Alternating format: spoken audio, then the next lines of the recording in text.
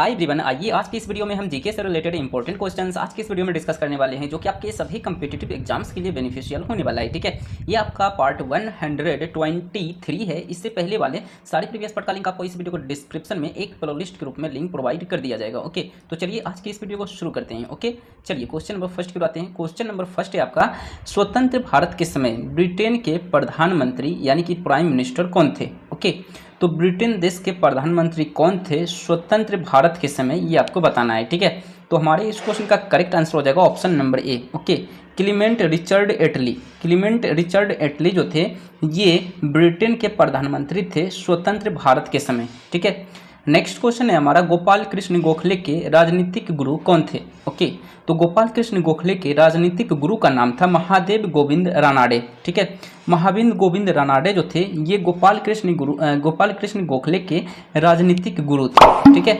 Next question number third है, सर्वोच्च न्यायालय यानी कि सुप्रीम कोर्ट के मुख्य न्यायाधीश की नियुक्ति कौन करता है। ठीक है, तो सर्वोच्च न्यायालय के मुख्य न्यायाधीश की नियुक्ति करता है भारत का राष्ट्रपति। ओके, प्रेसिडेंट ऑफ इंडिया जो है इनकी नियुक्ति करता है। ठीक है, नेक्स्ट क्वेश्चन नंबर 4 है, भारतीय संविधान में कितने मौलिक कर्तव्य हैं। ओके, तो भारतीय संविधान में 11 यानी कि 11 जो है मौलिक कर्तव्य हैं। ठीक है, भारतीय संविधान में कितने मौलिक कर्तव्य हैं, तो 11 मौलिक कर्तव्य हैं। ठीक है, नेक्स्ट है, दादा साहेब फाल्के पुरस्कार की शुरुआत कब हुई थी। ठीक है, देखिए दादा साहेब फाल्के पुरस्कार जो है ये फिल्म इंडस्ट्रीज में यानी कि सिनेमा के इंडस्ट्री में एक्टर एक्ट्रेस को दिया जाता है। ठीक है, तो ये जो है फिल्म इंडस्ट्रीज का सबसे बड़ा पुरस्कार माना जाता है। ठीक है, तो इसकी जो शुरुआत हुई थी वर्ष 1969 में, यानी option number C correct answer हो जाएगा। वर्ष 1969 में दादा साहेब फाल्के पुरस्कार की शुरुआत हुई थी। ठीक है, नेक्स्ट क्वेश्चन है, कथकली। कथकली जो है किस राज्य का प्रचलित लोक नृत्य है, यानी कि प्रसिद्ध लोक नृत्य है, ये किस राज्य की कथकली, ये आपको बताना है। ठीक है,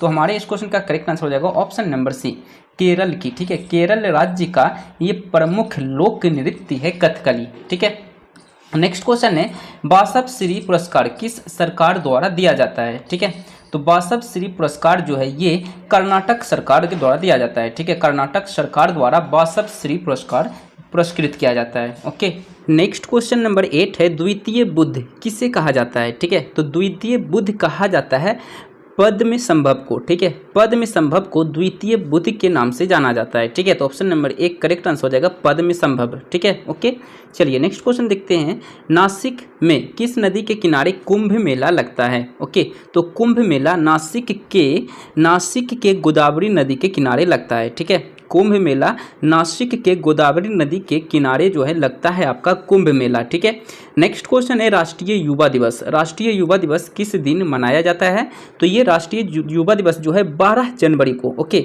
12 जनवरी को राष्ट्रीय युवा दिवस के रूप में मनाया जाता है। ठीक है, नेक्स्ट क्वेश्चन है, शोर मंदिर किस स्थान पर स्थित है। ओके, तो ये शोर मंदिर आपका महाबलीपुरम में स्थित है। ठीक है, महाबलीपुरम में ये शोर मंदिर स्थित है। ओके, शोर मंदिर कहाँ स्थित है जी, तो महाबलीपुरम में शोर मंदिर आपका स्थित है। ठीक है, कमेंट में आपको बताना है कि ये महाबलीपुरम किस राज्य में है, भारत के किस राज्य में है। ठीक है, क्वेश्चन नंबर 12 है हमारा, नंदा देवी पर्वत जो कि भारत का दूसरा सबसे ऊंचा पर्वत है, दूसरे नंबर पे सबसे ऊंचा पर्वत कहलाता है नंदा देवी पर्वत, ये कहाँ स्थित है ये आपको बताना है। ठीक है, तो ये आपका स्थित है चमोली जिले में। ठीक है, कहाँ स्थित है जी, तो चमोली जिले में ये आपका नंदा देवी पर्वत स्थित है।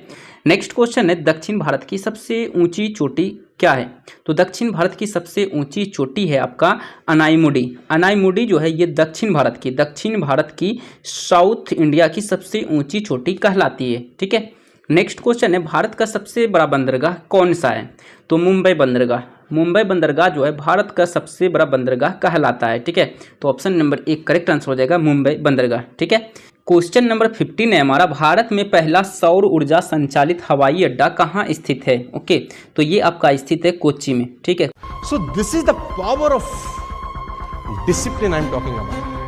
आपको अपनी जिंदगी में डिसिप्लिन होना ही होगा अगर आप जीवन में वाकई में कुछ करना चाहते हैं। नहीं तो आपका जन्म किसी ने नोट नहीं किया है आपके माँ बाप के अलावा।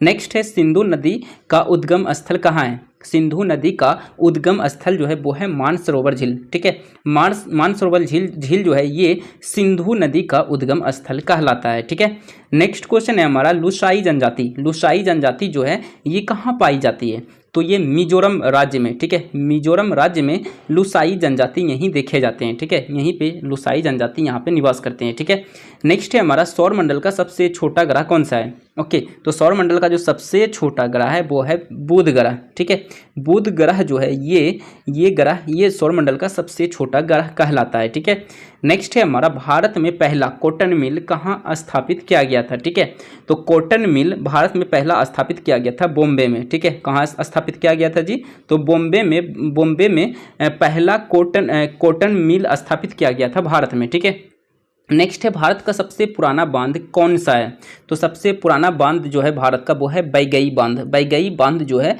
ये भारत का सबसे पुराना बांध है। ठीक है, ओके, सबसे पुराना बांध है। ठीक है, नेक्स्ट है हमारा उड़ी बांध किस नदी पर स्थित है। उड़ी बांध ये आपका झेलम नदी पर स्थित है। ठीक है, उड़ी बांध किस नदी पर स्थित है जी, तो ये झेलम नदी पर स्थित है आपका उड़ी बांध। ठीक है, नेक्स्ट है प्रथम उर्वरक संयंत्र की स्थापना कहाँ हुई थी, तो प्रथम उर्वरक संयंत्र की स्थापना हुई थी सिंदरी में। ठीक है, सिंदरी में। ओके, अब ये सिंदरी कहाँ है ये भी आपको कमेंट में बताना है। ठीक है, ओके, इसलिए मैं पूछ रहा हूँ ताकि आप देखिए होता क्या है, आप खुद से कोई चीज़ जानते हो ना तो वो ज़्यादा बेनिफिशियल हो। कोई चीज़ आराम से मिल जाता है, हर एक चीज़ आपको बता दिया जाएगा तो आपके माइंड से निकल जाएगा। बट आप खुद से फिर अलग से सर्च करोगे ना तो आपके माइंड में कहीं ना कहीं वो ज़्यादा दिन के लिए वो जो है आपके मेमोरी में वो याद रहेगा। ठीक है, नेक्स्ट क्वेश्चन है हमारा भारत में कुल्लू घाटी किसकी खेती के लिए प्रसिद्ध है। ठीक है, तो भारत में कुल्लू घाटी जो है ये सेब का यहाँ पे खेती किया जाता है। ठीक है, यानी सेब के लिए ये प्रसिद्ध है। ठीक है, नेक्स्ट है हमारा भारत का सबसे चौड़ी नदी कौन सा है। भारत की सबसे लंबी नदी गंगा नदी है और सबसे चौड़ी नदी है ब्रह्मपुत्र नदी। ठीक है, भारत की बात हो रही है, पूरे विश्व की नहीं, ये बात याद रखिएगा। ठीक है, पूरे विश्व की सबसे चौड़ी नदी कुछ और है। ठीक है, और लंबी नदी भी कुछ और होता है। ठीक है, लेकिन भारत की बात हो रही तो भारत की सबसे चौड़ी नदी ब्रह्मपुत्र नदी है और सबसे लंबी नदी गंगा नदी है। ठीक है, नेक्स्ट है प्रायद्वीपीय भारत की सबसे लंबी नदी कौन सी है, तो प्रायद्वीपीय भारत की सबसे लंबी नदी है आपका गोदावरी नदी। ठीक है, देखिए भारत की सबसे लंबी नदी तो गंगा है लेकिन प्रायद्वीपीय भारत की सबसे लंबी नदी गोदावरी नदी है, ये बात याद रखिएगा। ठीक है, नेक्स्ट क्वेश्चन है पेरियार अभ्यारण्य देश कौन से राज्य में स्थित है। पेरियार अभ्यारण्य जो है ये देश के किस राज्य में स्थित है, यानी भारत के किस राज्य में ये अभ्यारण्य स्थित है ये आपको बताना है। ठीक है, तो हमारे इस क्वेश्चन का करेक्ट आंसर हो जाएगा ऑप्शन नंबर डी, केरल राज्य में। ठीक है, केरल राज्य में पेरियार अभ्यारण्य जो है स्थित है। ठीक है, नेक्स्ट है हमारा पश्चिमी और पूर्वी घाट कहाँ मिलते हैं, तो पश्चिमी और पूर्वी घाट ये नीलगिरी पहाड़ियाँ पे जाकर के मिलते हैं। ठीक है, नीलगिरी पहाड़ियाँ पे पश्चिमी और पूर्वी घाट मिलते हैं। ठीक है, नेक्स्ट क्वेश्चन नंबर 28 है भारत में किस राज्य को पांच नदियों की भूमि कहा जाता है, तो भारत के पंजाब राज्य को। ठीक है, भारत के पंजाब राज्य को पांच नदियों की भूमि के नाम से जाना जाता है। ठीक है, यानी कि पंजाब का उपनाम ये हो गया, 5 नदियों की भूमि जो है पंजाब का उपनाम हो गया। ठीक है, नेक्स्ट क्वेश्चन है हमारा गिर राष्ट्रीय उद्यान कहाँ स्थित है। गिर राष्ट्रीय उद्यान ये आपका गुजरात राज्य में स्थित है। ठीक है, गुजरात राज्य में गिर राष्ट्रीय उद्यान आपका स्थित है। ठीक है, नेक्स्ट है हमारा विश्व के क्षेत्रफल का कितना प्रतिशत भारत के पास है। ठीक है, यानी कि भारत का क्षेत्रफल पूरे विश्व का कितना प्रतिशत है ये आपको बताना है। ठीक है, तो हमारे इस क्वेश्चन का करेक्ट आंसर हो जाएगा ऑप्शन नंबर सी, 2.43% है। ठीक है, भारत का जो टोटल क्षेत्रफल है वो है 32,87,263 वर्ग किलोमीटर, ये इसका पूरा क्षेत्रफल है। ठीक है, ओके, जो कि अगर परसेंटेज में देखा जाए तो पूरे विश्व का ये भारत का क्षेत्रफल है, पूरा विश्व का क्षेत्रफल नहीं है, ये भारत का पूरा क्षेत्रफल है। ठीक है, ये बात याद रखिएगा। ठीक है, भारत का ये क्षेत्रफल है 32,87,263 वर्ग किलोमीटर, तो ये जो क्षेत्रफल है ना पूरे विश्व का 2.43% है। ठीक है, ओके, तो इस तरह मैंने आज के इस वीडियो में जीके से रिलेटेड इंपॉर्टेंट क्वेश्चंस मैंने डिस्कस किए हैं। ओके, तो आज के लिए इतना, वीडियो को लाइक करें, चैनल को सब्सक्राइब करें, मिलते हैं नेक्स्ट वीडियो में। So thank you.